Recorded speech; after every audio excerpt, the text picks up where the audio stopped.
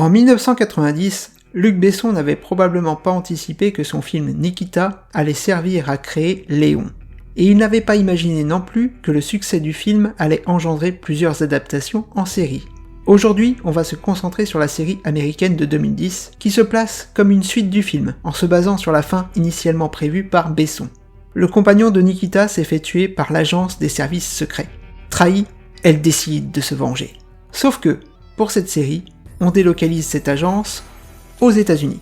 On l'appelle la Division, on en fait une organisation top secrète qui opère sans rendre de compte au gouvernement. C'est un terreau fertile pour des intrigues d'espionnage et de conspiration. L'actrice Maggie Q se glisse à merveille dans la peau du personnage de Nikita.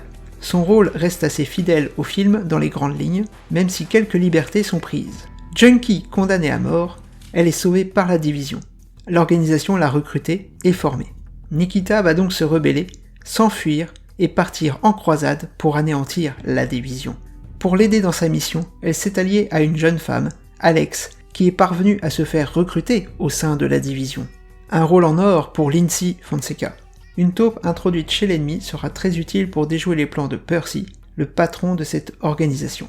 Un antagoniste bien écrit et brillamment interprété par Xander Berkeley. Il est épaulé par Amanda, un autre personnage repris du film et considérablement étoffé dans cette série. Bob change de nom et devient Michael dans le rôle du formateur de Nikita. Et pour parfaire le casting, la série fait appel à Aaron Stanford pour camper Burkhoff, un crack de l'informatique qui bosse pour la Division. Je vais éviter de vous spoiler davantage sur l'histoire, le but étant de mettre en lumière cette série et de vous la faire découvrir. Concrètement, la saison 1 est une réussite. Les intrigues sont captivantes, les enjeux bien amenés et le scénario habilement construit. Le tandem formé par Lindsay Fonseca et Maggie Q fonctionne bien. On s'attache vite à leurs personnages. Le passé énigmatique et torturé d'Alex est un des moteurs de cette saison. Quant à Percy, c'est un redoutable antagoniste. Méticuleux, malin et manipulateur, il donnera du fil à retordre à Nikita et Alex. La deuxième saison perd en qualité d'écriture, mais gagne en densité d'intrigue et se laisse suivre avec plaisir. Les rebondissements s'enchaînent et l'envie de voir la suite est bien entretenue. Là où ça pêche, c'est qu'ils auraient dû conclure la série plutôt que de vouloir rempiler pour une troisième saison. Comme trop de séries, Nikita souffre de ce syndrome des saisons de trop.